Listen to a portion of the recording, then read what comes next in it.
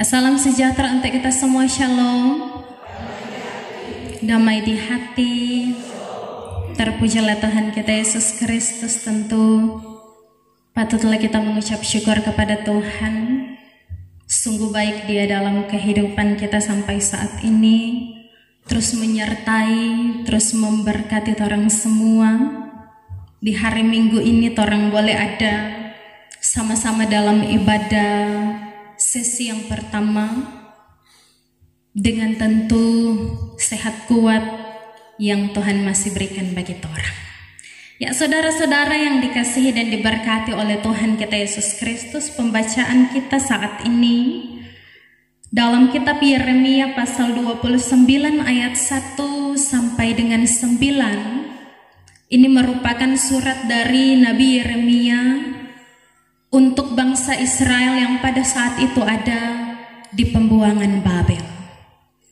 Yeremia menulis surat ini ketika dia berada di Yerusalem, dan isi dari surat yang ditulis oleh Yeremia ini adalah untuk memberikan semangat bagi bangsa Israel yang saat itu ada dalam pembuangan, tetapi juga hendak mengingatkan mereka bahwa mereka harus ikut terlibat dalam usaha untuk mensejahterakan kota di mana tempat mereka tinggal. Saudara-saudara, menjadi orang yang terbuang dari tanah, dari negeri, dari keluarga, dan kita menghadapi lingkungan yang baru, tempat yang asing, itu dianggap sebagai sesuatu yang sangat menyakitkan. Kita berada jauh dari keluarga, dari orang-orang dekat, dari sanak saudara, kerabat yang ada, pasti membuat kita bingung, membuat kita gelisah, membuat kita ragu, sedih, bahkan membuat kita marah.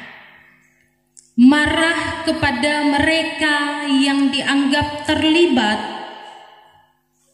dalam penyebab orang merasa kesulitan, merasa susah. Dan tak jarang juga orang marah kepada Tuhan karena merasa bahwa Tuhan mengizinkan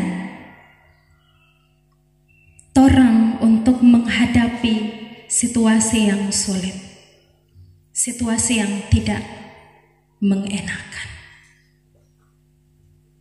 membuat orang jadi malas untuk berusaha, malas untuk bekerja, hanya berdiam diri menunggu waktu berakhir, padahal tidak ada yang tahu kapan waktu akan berakhir. Itulah juga yang menjadi kondisi, situasi ataupun keadaan dari bangsa Israel ketika mereka ada dalam pembuangan di Babel. Yang mereka lakukan hanya berdiam diri, menunggu kapan waktu berakhir, karena mereka mendengar pemberitaan dari nabi-nabi palsu, juru tenung yang mengatakan bahwa pembuangan sebentar lagi berakhir. Padahal tidak demikian. Nah, kemudian Nabi Yeremia hendak membuka wawasan mereka, hendak membuka pikiran mereka lewat surat yang dia kirimkan, yang mana mereka harus tetap terus berusaha, mereka harus tetap terus melakukan hal-hal yang baik, yang berguna. Dikatakan dalam bacaan orang tadi, bangsa Israel harus membangun rumah, membangun tempat tinggal sebagai tempat peristirahatan mereka dari lelahnya kehidupan yang mereka jalani. Berkebun agar supaya mereka bisa makan. tetapi juga saling kawin mengawin sehingga mereka menghasilkan keturunan dan bangsa mereka tidak akan habis tetapi semakin bertambah. Itulah yang senantiasa diingatkan oleh Nabi Yeremia. Selain daripada itu, mereka harus berusaha untuk mensejahterakan kota. Tidak hanya berusaha mensejahterakan kota, tetapi juga berdoa bagi kesejahteraan kota. Sebab kesejahteraan kota juga berakibat bagi kesejahteraan mereka. Kalau kota sengsara, maka mereka juga pasti akan sengsara.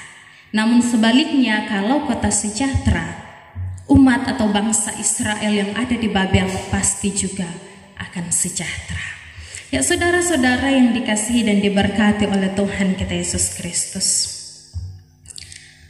Nabi Yeremia menyadarkan bangsa Israel bahwa memang benar mereka berada di pembuangan Babel karena dosa yang mereka lakukan, karena tindakan-tindakan yang mereka lakukan yang melawan kehendak Tuhan. Tetapi tidak berarti juga bahwa Tuhan hendak membinasakan mereka. Namun Dia mengizinkan itu terjadi untuk mendatangkan kebaikan bagi bangsa Israel. Oleh karenanya mereka tidak perlu terlalu khawatir, tidak perlu terlalu takut, apalagi sampai menyerah dan berputus asa. Sebab walaupun mereka berada di pembuangan, tetapi penyertaan Tuhan tetap bersama-sama dengan mereka. Sekali lagi, dorang diingatkan untuk terus berusaha dan berdoa, sehingga mereka tidak perlu lagi berpikir kapan mereka akan keluar, kapan akan bebas dari tanah pembuangan. Tetapi janji Allah bahwa Dia pasti akan membebaskan bangsa Israel ini dari pembuangan di Babel. Situasi yang sulit memang dihadapi oleh bangsa Israel saat itu, sebab berada di tanah yang baru, berada di lingkungan yang baru, tidak memiliki siapa-siapa. Walaupun memang ada banyak orang yang berada di pembuangan Babel, namun mereka tidak terbiasa dengan lingkungan mereka, maka pastilah mereka akan merasa sulit, merasa susah.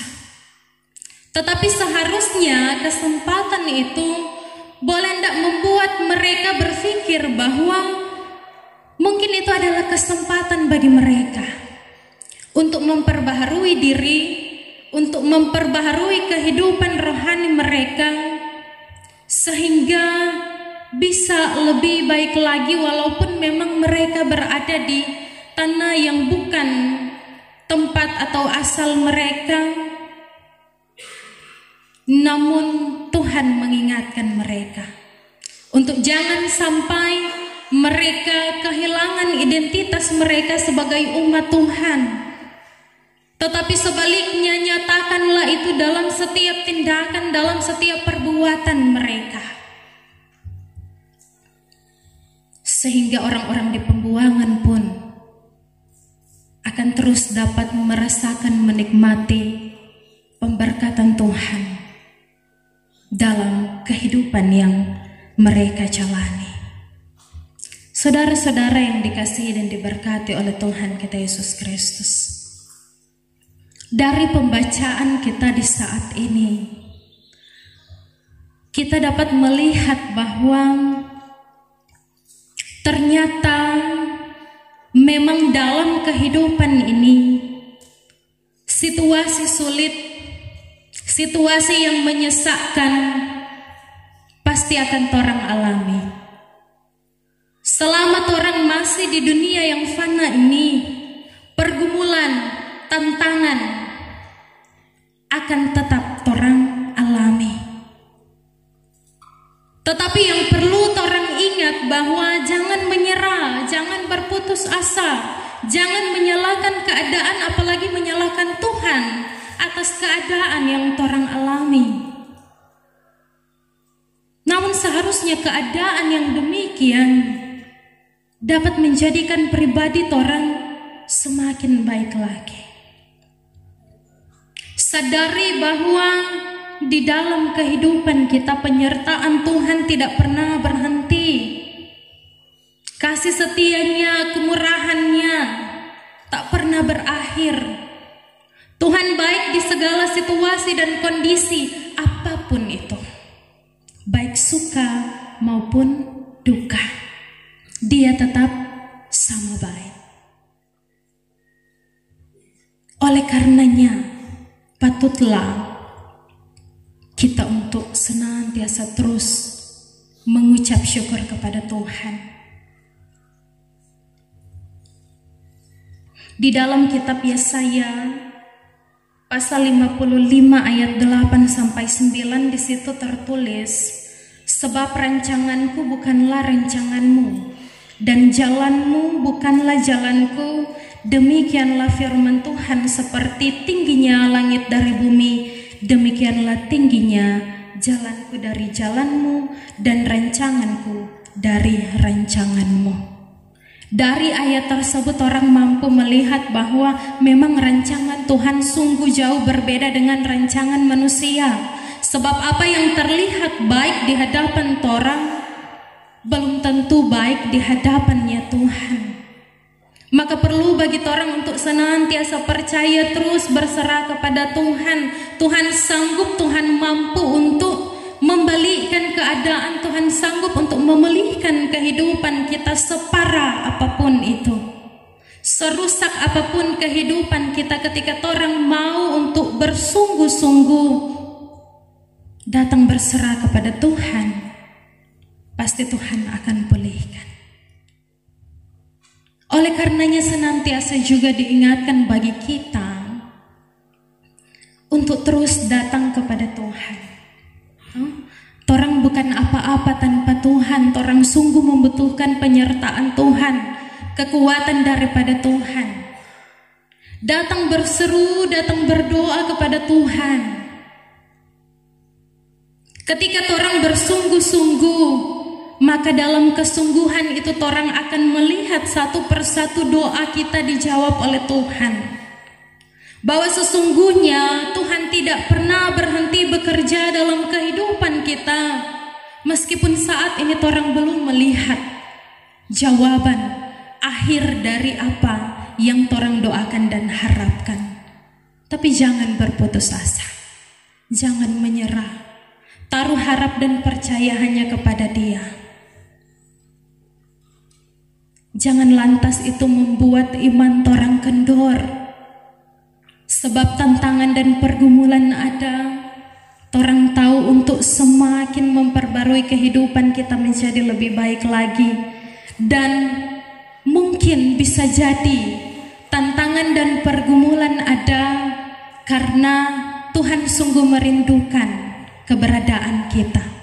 Tuhan sungguh merindukan kita untuk membangun komunikasi hubungan yang baik dengan Dia. Sebab torang sebagai manusia, torang akui dengan jujur bahwa sering kali torang datang kepada Tuhan hanya saat keadaan susah, hanya saat torang merasa terjepit, terhimpit, tidak ada yang bisa torang andalkan, baru torang datang ke Tuhan. Jadi bisa jadi tantangan dan pergumulan juga adalah cara Tuhan untuk mengingatkan torang supaya balik ke Tuhan. Hidup sesuai dengan apa yang Tuhan kehendaki, sebab Dia rindu untuk terus memberkati kehidupan kita. Saudara-saudara yang dikasihi dan diberkati oleh Tuhan kita Yesus Kristus, torang berada di tanah Indonesia bukanlah suatu kebetulan. Tuhan memiliki rencana baik, Tuhan memiliki rancangan baik untuk kita. Jadi walaupun keadaan kita mungkin terkadang terasa seperti orang buangan, mari orang tetap andalkan Tuhan. Mari orang bersama-sama saling memberikan semangat, saling memberikan motivasi, bersama dengan gereja tetapi juga pemerintah membangun karya-karya yang baik supaya kota di mana tempat kita tinggal dapat sejahtera. Orang yakin ketika kota ini sejahtera, doa orang panjatkan untuk kota ini, maka kesejahteraannya juga akan menjadi kesejahteraan orang semua. Asal orang jangan berhenti untuk berusaha berupaya, jangan sekali-kali orang khawatir berlebih dalam hidup. Sebab ketika orang khawatir berlebih itu tandanya orang meremehkan kuasa daripada Tuhan. Sebab orang tahu Dia selalu memelihara kita. Jadi untuk apa orang khawatir berlebih? Hanya membuang-buang orang petenaga, hanya membuang-buang waktu. So boleh orang pakai untuk terus berkarya melakukan hal yang baik. Maka dengan demikian, lewat firman Tuhan ini, sebagai umat yang dikasihi Tuhan, mari orang juga semakin mengasihi Dia, semakin mencintai Dia dalam kehidupan kita, berusaha untuk terus mengenal Tuhan, bangun hubungan yang baik dengan Tuhan, bangun persekutuan yang baik dengan Tuhan. Dengan demikian, kehidupan kita pasti akan terus diberkati oleh Tuhan. Semoga Tuhan tolong dan mampukan kita semua. Amin. Firman Tuhan.